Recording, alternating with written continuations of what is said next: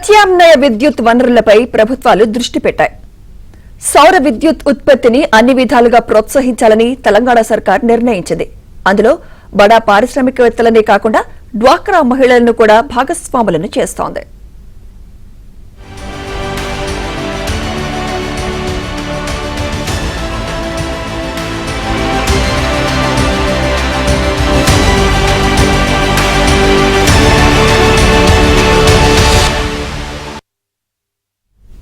పంటల సాగుకు యోగ్యం కాని బీడు భూముల్లో సోలార్ ప్లాంట్లు ఏర్పాటు చేసేందుకు తెలంగాణ ప్రభుత్వం కసరత్తు మొదలుపెట్టింది.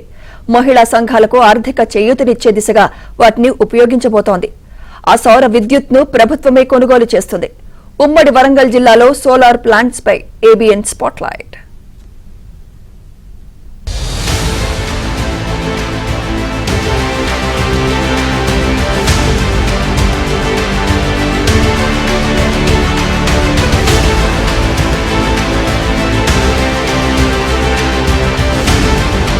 కేంద్ర ప్రభుత్వ ప్రధానమంత్రి కిసాన్ ఊర్జా సురక్ష ఏవం ఉత్తాన్ మహాభియాన్ అంటే పీఎం కుసుమ్లో తెలంగాణ సర్కార్ సోలార్ కరెంట్ ఉత్పత్తిని ప్రోత్సహిస్తోంది.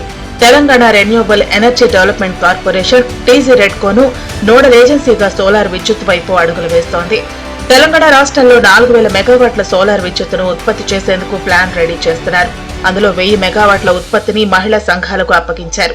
మిగిలిన 3000 మెగావాట్లు ఉత్పత్తి చేసే ప్లాంట్లను పనికిరాని ప్రభుత్వ భూముల్లో ఏర్పాటు చేసేందుకు ప్లాన్ చేస్తున్నారు. ఎవరైనా ముందుకొస్తే వారికి అప్పగించేందుకు ప్రయత్నిస్తున్నారు. ఉమ్మడి వరంగల్ జిల్లాలోని రెడ్కో, డిఆర్డీఏ, కలెక్టర్, ట్రాన్స్కో అధికారులు అందరూ మూకమ్మడిగా గ్రామాల్లోని సర్కార్ భూముల్లో సర్వే పూర్తి చేసి సోలార్ ప్లాంట్ ఏర్పాటుకు సన్నాహాలు చేస్తున్నారు.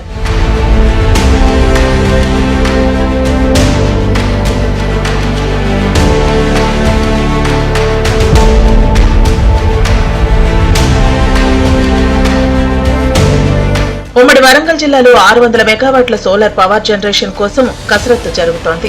అందుకు స్థానిక ఎమ్మెల్యేల నేతృత్వంలో బీడు భూములను పరిశీలిస్తున్నారు. జిల్లా కో పైలట్ ప్రాజెక్టు ప్రారంభిస్తారు. ఈ క్రమంలో ప్రజాప్రతినిధులు, అధికారులు ఆయా స్థలాలను పరిశీలించారు. పైలట్ ప్రాజెక్టు ఏర్పాటు చేసే స్థలాన్ని గ్రామ ప్రాంతాల్లో పరిశీలించి మార్చి 8న పనులు ప్రారంభించేందుకు సన్నాహాలు జరుగుతున్నాయి.